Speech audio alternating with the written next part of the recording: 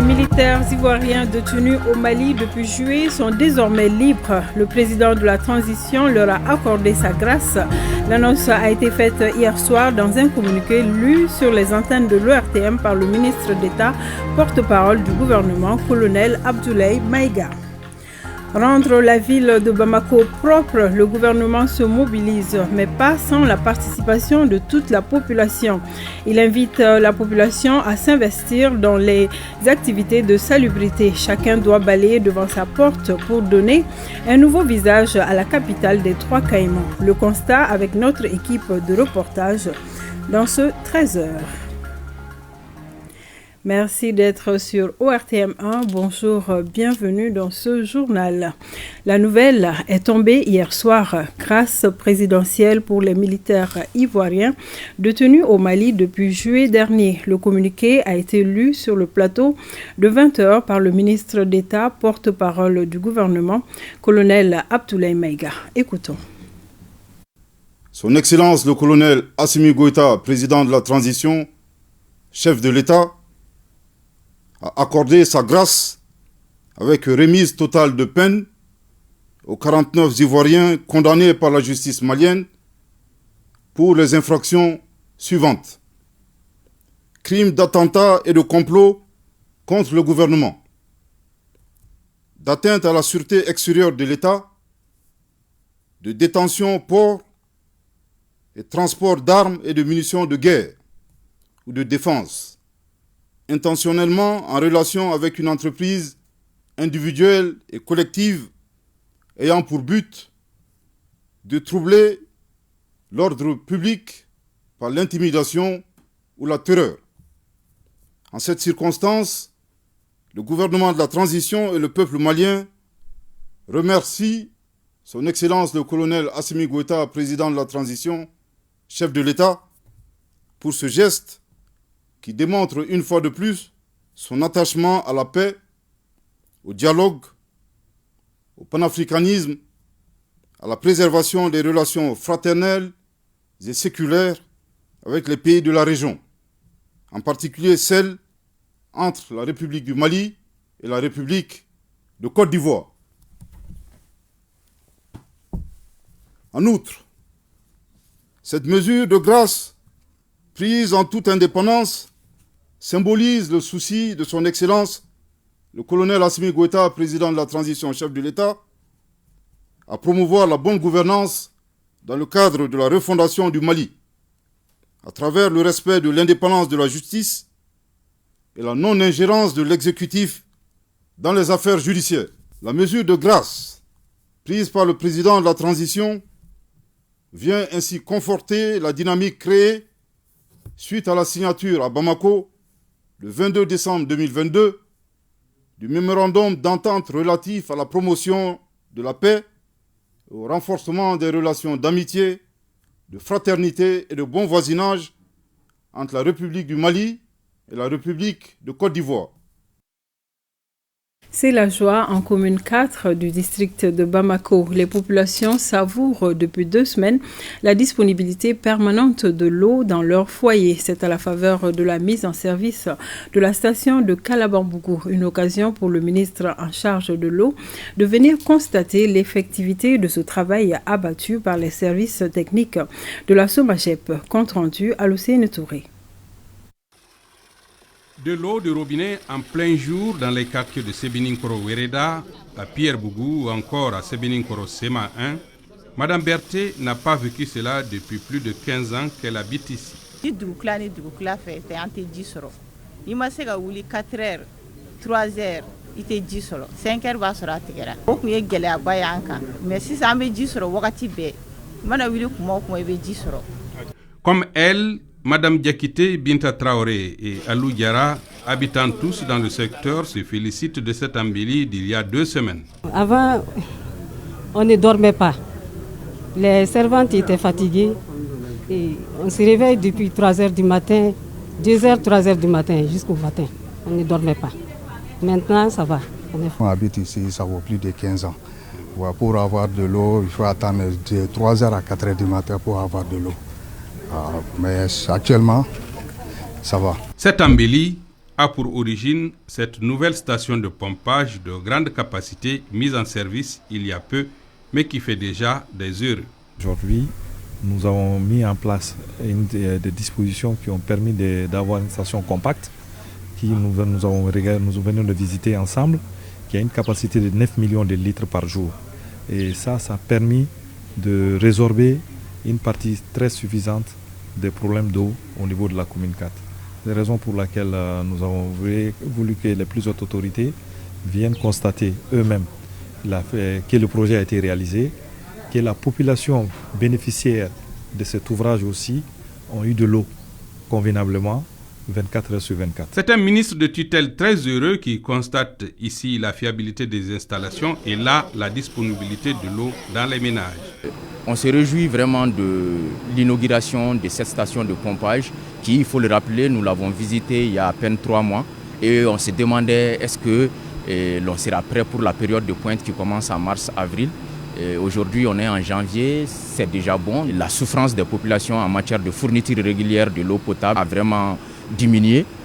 Mais c'est le lieu encore de se réjouir de ce qui vient d'être passé, mais de dire encore qu'il nous reste encore 3 mois pour améliorer davantage les services avant la période de pointe qui, il faut le rappeler, coïncide cette année avec le mois de Ramadan.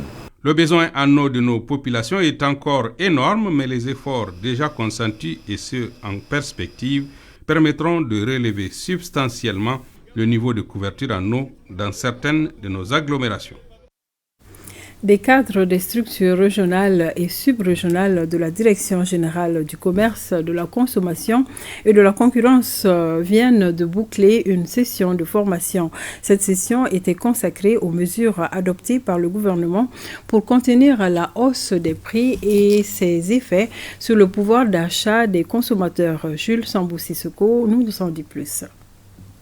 Au terme de 2 jours de renforcement des capacités solides des agents techniques de la Direction générale du commerce, de la consommation et de la concurrence, autour de 3 thèmes phares, les objectifs de départ en salle sont atteints. On a appris beaucoup de choses sur le circuit de distribution des produits de première nécessité, le train portail aux négociations commerciales et surtout l'application des dispositions des textes en vigueur par rapport au contexte particulier de la situation actuelle du pays.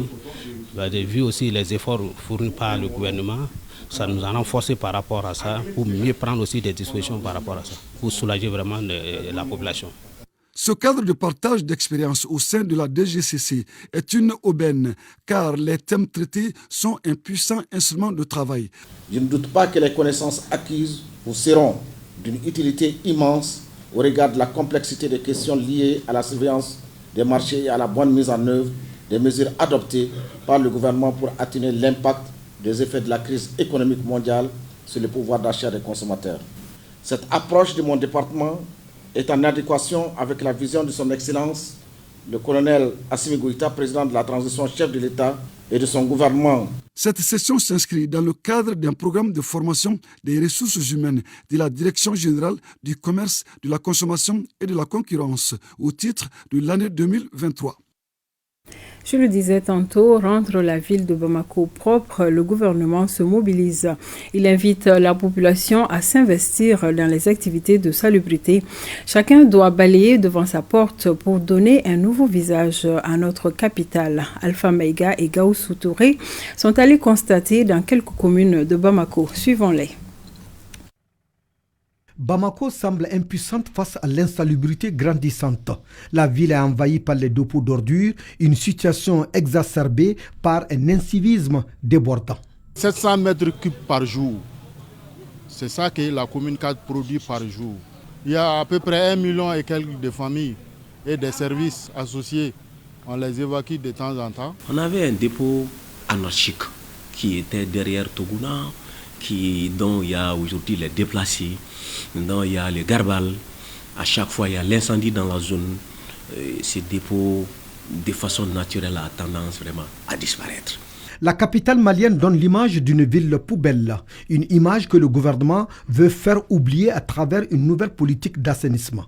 Si on ne balaye pas les ordures là, il y a des moustiques, il y a toutes des choses qui peuvent piquer nous ici. C'est pour cela qu'on balaye notre devanture. Nous avons des GIE, nous avons fait un zonage et à chaque zone, le ramassage est confié à un GIE. Chacun a sa responsabilité à un moment donné à gérer. Nous, notre rôle, c'est d'organiser nos GIE. Les actions sur le terrain ne manquent pas. Nous sommes une commune. Si le gouvernement prend en réalité l'assainissement à bras-le-corps, le gouvernement le fait avec nous pour rendre notre commune très propre. Donc nous avions activé les GIE, nous avions des personnes de bonne volonté, les associations qui s'organisent pour balayer les rues, les artères. Nous allons les appuyer. Il faudrait que la chose se passe à la base. C'est bien d'avoir des directives de haut niveau. Des rues nettoyées, des artères repeintes, des chaussées curées et retapies. C'est le nouveau challenge de l'exécutif malien. Il faut abandonner les slogans creux pour passer à des actes. Une campagne électorale, ça c'est ce que les gens ne comprennent pas.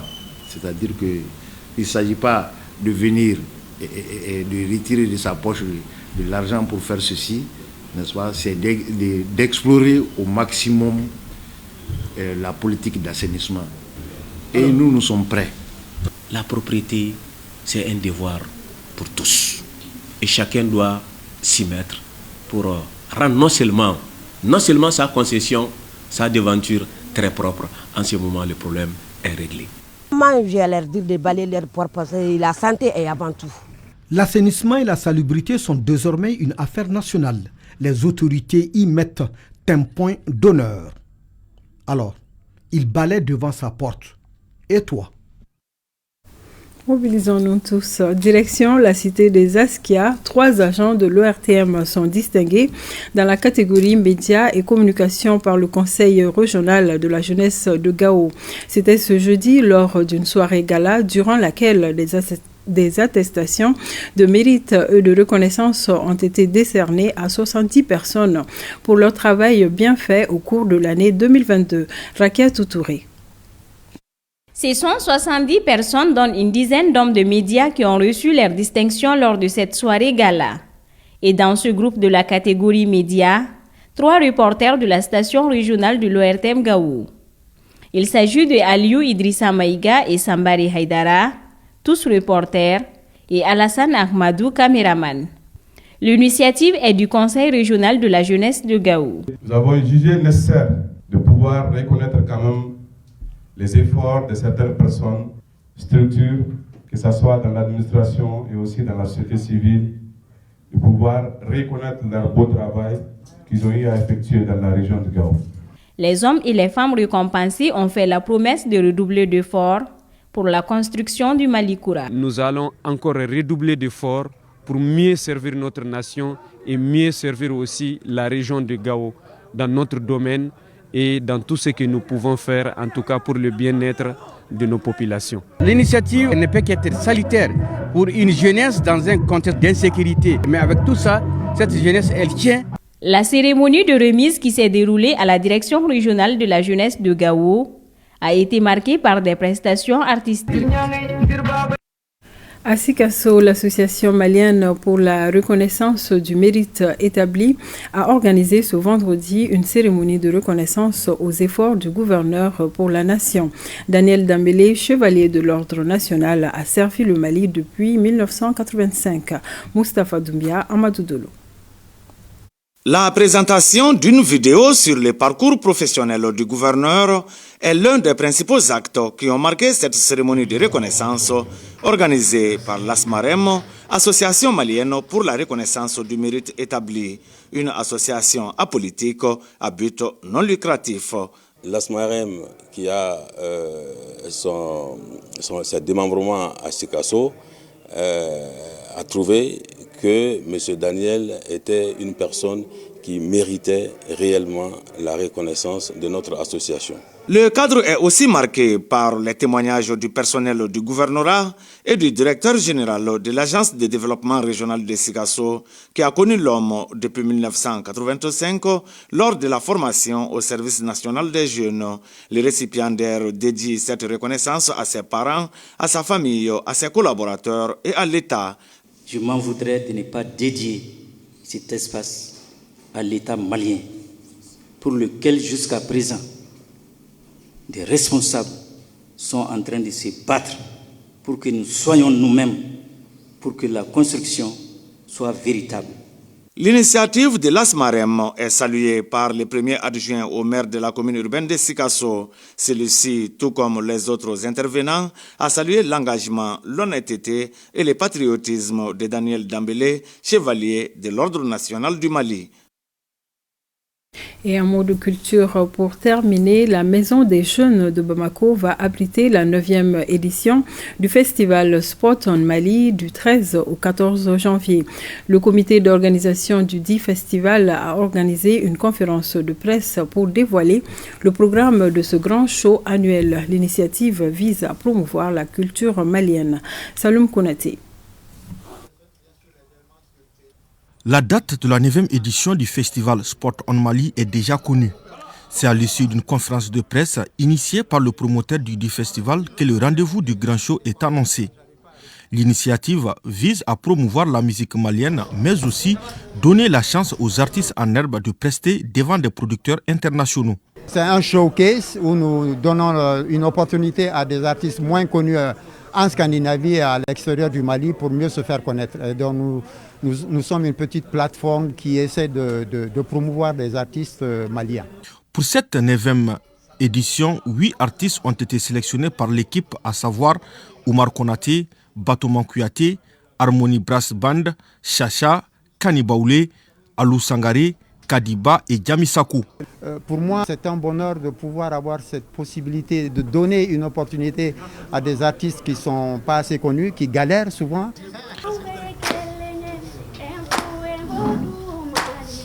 La 9e édition du festival Sport on Mali débute le 13 janvier à la Maison des Jeunes de Bamako. Elle dure 2 jours. Voilà ce qu'on pouvait retenir de ce 13h. Merci de nous avoir suivis. D'autres informations dans 20h Week-end avec Nyanya Alou Traoré. Excellent après-midi à tous.